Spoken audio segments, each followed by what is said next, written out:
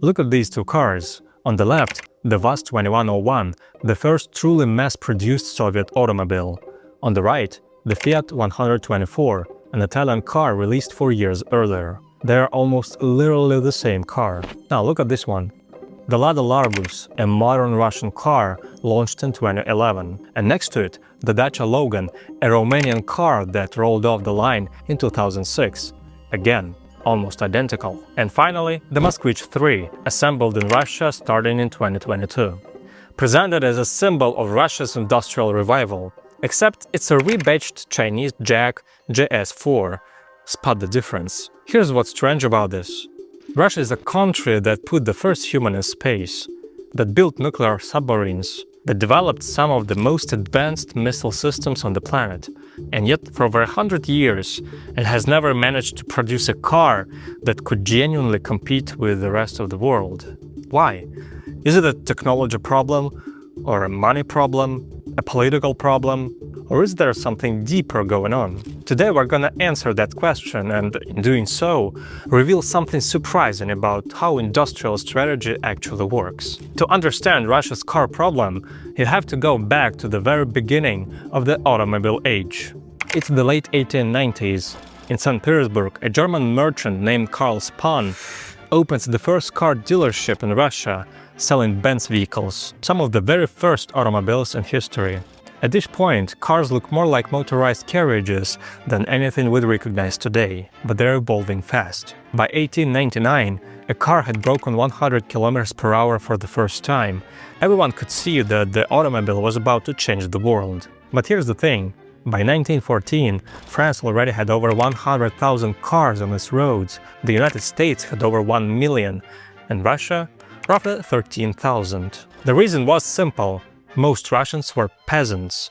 There was no industrial base, no middle class to buy cars, and no state interest in supporting a consumer automobile industry. For the handful of Russian companies that tried to build cars from scratch, like the Russo Balt factory, there just wasn't a viable market. So they copied European designs and cobbled together what they could. Then came World War I, then the Revolution, then Civil War. By the time the dust settled, the entire industrial foundation of the old Russian Empire had been wiped out. The new Soviet leadership inherited a country that was decades behind the industrialized world. And they made a choice: catch up as fast as possible, but not by building consumer goods. Their priority was heavy industry, steel mills, power plants, weapons. Consumer products, including cars, were a luxury that could wait, but they still needed trucks and vehicles for the military and logistics. And here's where we see the pattern that would define Russian automotive history for the next century. When you need technology fast, you don't invent it, you license it. The Gorky automobile plant, GAZ, was built with direct help from Ford. The ZIS factory in Moscow started by producing trucks based on Fiat designs and later licensed American truck technology to build the ZIS-5, one of the main Soviet vehicles of World War II. This wasn't laziness or incompetence, it was rational. Why spend 10 years developing your own engine technology from scratch when you can buy a license, reverse engineer it, adapt it, and be producing vehicles in 2 years? The problem is that this logic, borrow, adapt, produce, becomes a habit, and habits are hard to break. Fast forward to the 1960s, the Soviet economy had recovered from the devastation of World War II. Living standards were rising, people were starting to think about more than survival. And Soviet leadership noticed something embarrassing. Compared to Western Europe and the United States, almost no ordinary Soviet citizen owned a car. Cars were a luxury reserved for the elite. In a system that was supposed to be building a worker's paradise, this was a problem. So the decision was made: build a mass-market people's car. Something affordable, reliable, simple to maintain, something that every Soviet family could aspire to own. But how?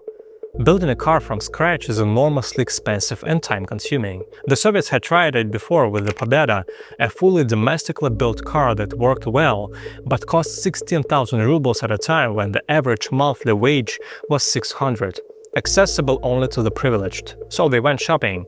They approached Ford, Volkswagen, Renault, and Fiat. Ford was ruled out. too politically complicated given the Cold War with the United States. Volkswagen negotiations fell through, but Renault and Fiat were interested. In the end, it was Fiat that won the contract.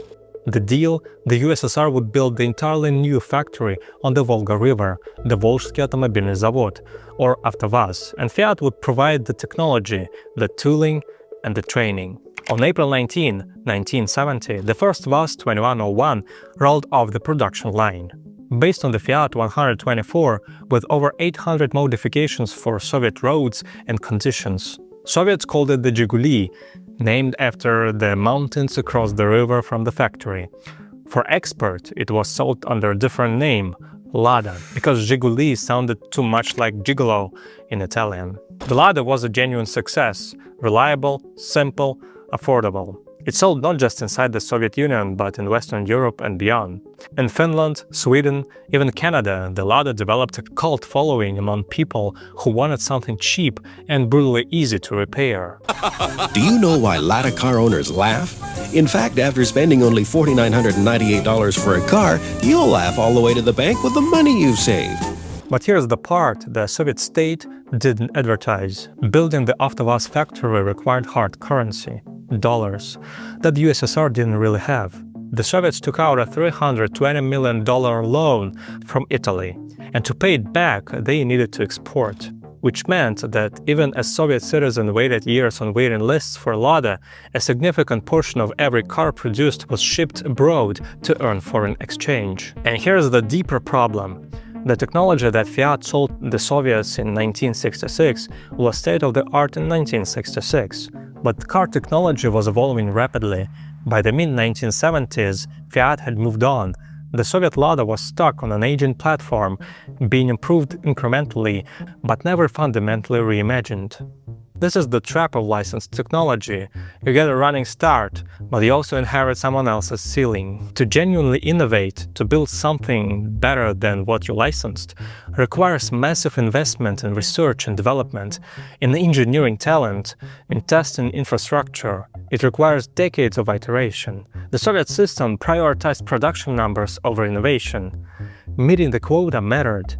Breaking new ground didn't. Then the Soviet Union collapsed, and with it, the artificial protection that kept Russian cars competitive. The 1990s were brutal for Russian industry, supply chains broke down, organized crime moved in.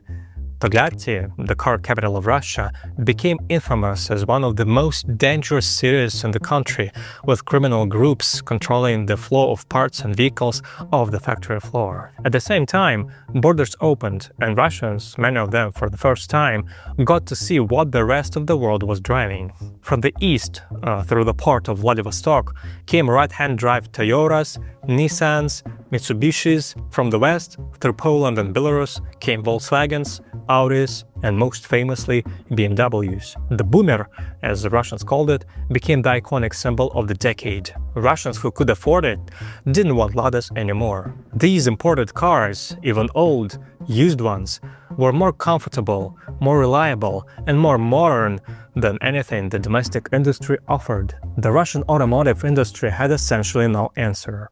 The 1998 financial crisis, paradoxically, provided a lifeline. When the ruble collapsed, imported cars became unaffordable overnight. Russian consumers had no choice but to return to domestic brands. The industry survived, barely. Which brings us to the central tension in Russian automotive policy, and honestly, in industrial policy everywhere. If you're a Russian consumer, you want the best car at the lowest price. Chinese manufacturers today produce vehicles packed with technology that genuinely impress automotive journalists. Korean cars are reliable and well-designed. German engineering is world-class. So why not just let those cars in freely? Why artificially protect a domestic industry that keeps losing? The Russian government's answer involves several layers. First, there is employment. The automotive industry directly employs hundreds of thousands of people.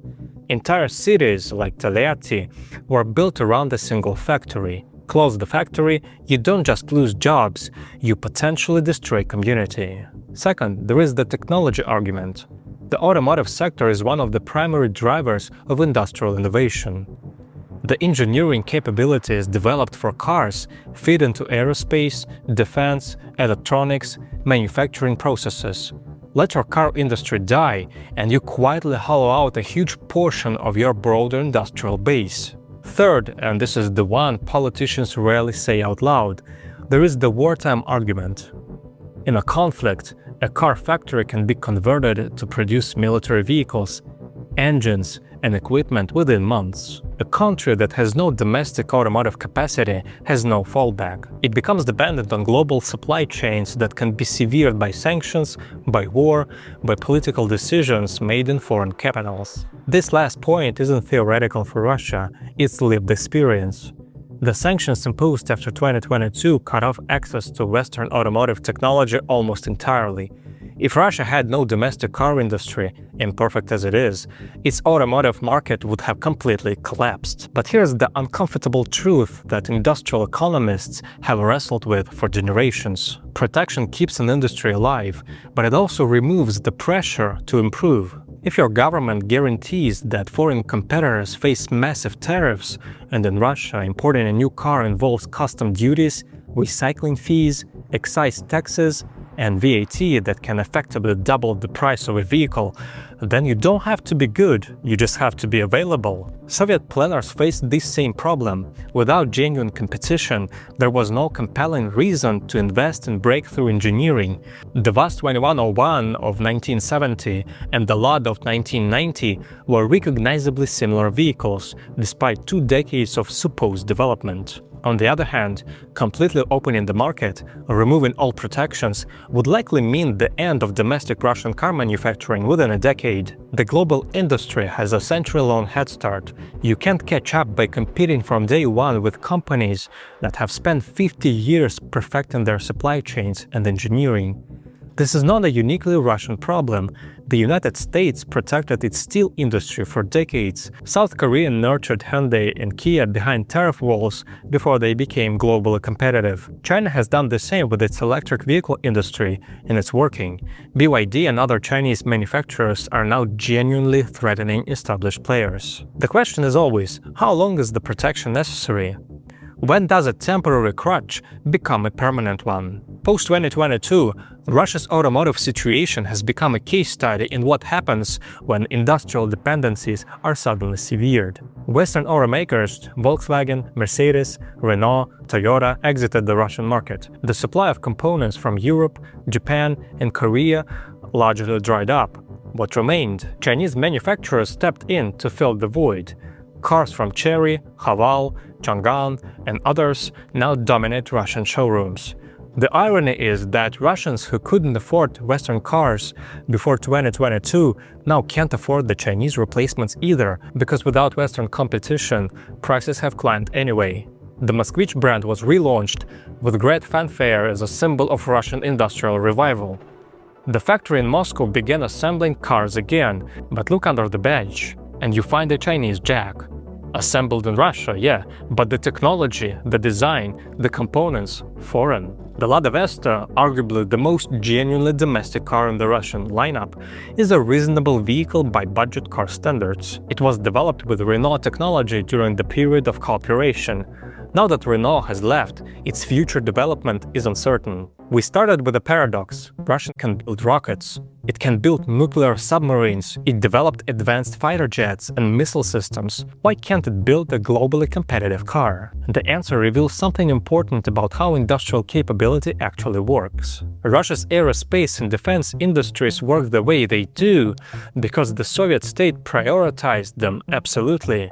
The best engineers, the most resources, the high salaries, all of it flowed toward defense. Failure in the space program or the weapons program had consequences at the highest levels of government. Success was a matter of national survival and international prestige. The car industry never received that treatment. It was always secondary. Its purpose was political, to give Soviet citizens something to aspire to demonstrate that socialism could provide consumer goods, not to achieve engineering excellence. There's also a fundamental difference in what these industries require. Rockets and military hardware can be produced in relatively small numbers at extraordinary cost. You don't need millions of customers, you need a government contract and a blank check. Cars are the opposite. They must be produced at scale, sold at prices ordinary people can afford, maintained by mechanics who aren't engineers, and improved continuously in response to consumer feedback. That requires a different kind of ecosystem, a competitive market, a supply chain of thousands of companies, and decades of consumer-driven iteration. The Soviet Union excelled at mobilizing resources for singular, high-stakes technical achievements. It never built the ecosystem required for competitive mass-market manufacturing. Russia's automotive story is in many ways a story about the limits of strategy without competition. Every country that has successfully built a world-class automotive industry has done it the same way. Start protected, improve aggressively, then compete globally. Japan did it, South Korea did it, China is doing it right now. The difference is that those countries used the protected period to genuinely build capability, to develop engineers, to invest in R&D, to relentlessly benchmark themselves against the world's best and push toward that level. Russia used the protected period to produce cars, which is not the same thing. The result is an industry that has survived, sometimes barely, for over a century, that employs hundreds of thousands of people, that has genuine strategic value for national security, but that has never managed to make a car that someone outside Russia would choose freely when they had better options. Is that a failure? Partially, but it's also a predictable outcome of a set of rational choices made under real constraints across 100 years of war, revolution, isolation, and crisis. The Lada is not a great car, but it's a fascinating one, because every scratch on its chassis is a record of the choices a country made about what mattered and what didn't. Next time you see an old Lada chugging down the road somewhere, in Eastern Europe, in Cuba, in one of the dozens of countries it was exported to, remember that it's not just a car, it's a snapshot of an industrial strategy, a Cold War economic bet, and the government's answer to the question, what is a car actually for? If you found this interesting, subscribe and like this video. I'll see you in the next one.